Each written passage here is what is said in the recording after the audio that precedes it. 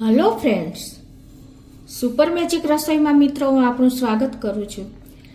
આજે આપણે ચા કરતા હોઈએ છીએ ને ત્યારે આપણે મોસ્ટ ઓફ લોકો ચા હલાવવા માટે ગળણીનો જ ઉપયોગ કરતા હોય છે। એટલે ગળણીનો ઉપયોગ કરતા હોય છે ને તો એમાં ભૂકી આપણે ગેસ ઓન હોય અને ચા ઉપર આપણે હલાવતા હોય એટલે ભૂકી આ ગળણીમાં જામી જાય છે લાંબા ટાઈમે અને જો એના છિદ્ર બંધ થઈ જાય છે। તો આજે એનું સોલ્યુશન હું તમારી સાથે શેર કરું છું કે આપણે ગળણીને કેવી રીતે સાફ કરવી ને એનો વિડીયો હું તમારી સાથે શેર કરું છું મિત્રો।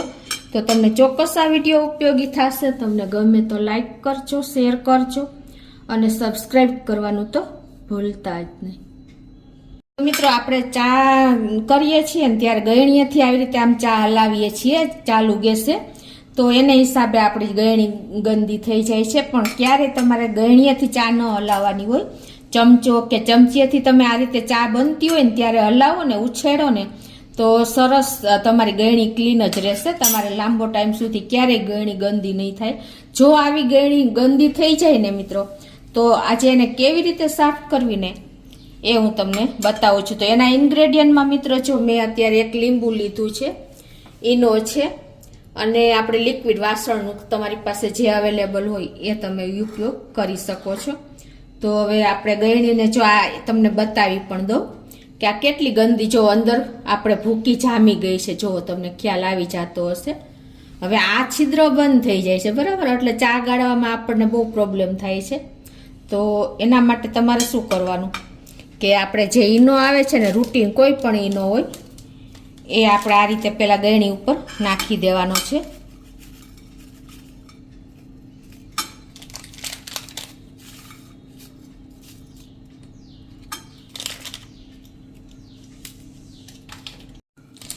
આ રીતે આપણે પેલા તો ઈનો એક પેકેટ નાખી દેવાનો છે અને પછી તમારે એક લીંબુનો રસ આ રીતે ઉપર નાખી દેવાનો છે।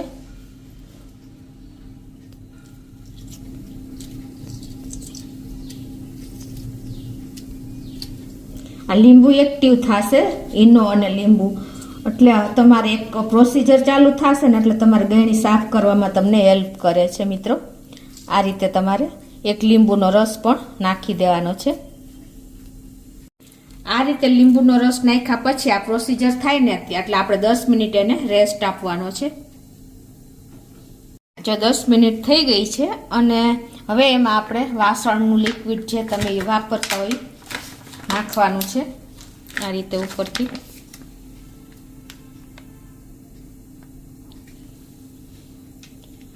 અને પછી તમારે આ રીતે બ્રશથી એને ઘસી નાખવાની છે ગળણીને। તમે કોઈ પણ ગળણી ઉપયોગ કરતા હો મિત્રો, બધી ગળણી તમારે આ રીતે સાફ કરી શકો છો। અને હું તમને એ પણ વાત કરી દઉં કે તમારે ક્યારેય પ્લાસ્ટિકની ગળણીનો ચામાં ઉપયોગ જ ન કરવો જોઈએ। પ્લાસ્ટિક ગરમ થાય ને એટલે આપણને નુકસાન જ કરે છે, એટલે આ રીતે હંમેશા તમારે સ્ટીલની ગળણીનો જ ઉપયોગ કરવો જોઈએ। આ રીતે જો આપણે બ્રશ ફેરવી દેવાનું છે અને હવે એને આપણે ચોખ્ખા પાણીમાં જો આ રીતે મેં એક પાણી વાટકામાં લીધું છે અને એમાં આપણે આ રીતે ડુબાડી દેશું।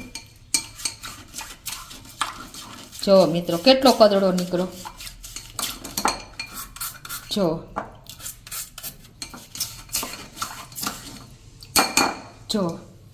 આ પાણી જુઓ અને આ ગળણી જુઓ મિત્રો, એકદમ નવા જેવી આપણી ગળણી થઈ ગઈ। જો તમને ખ્યાલ આવી જતો હશે અને પાણીમાં કેટલી જો ભૂકીનો કદડો નીકળી ગયો, આપણે બળી ગયેલી ભૂકી હોય ને ગળણીમાં ચોટેલી એ, અને આ ગળણી જુઓ એકદમ નવી ગળણી જેવી થઈ ગઈ છે મિત્રો, તમને ખ્યાલ આવી જતો હશે। કોઈ પણ ગળણી તમે આ રીતે સાફ કરી શકો છો ચાની, તો તમને ચોક્કસ આ વિડીયો ઉપયોગી થશે મિત્રો।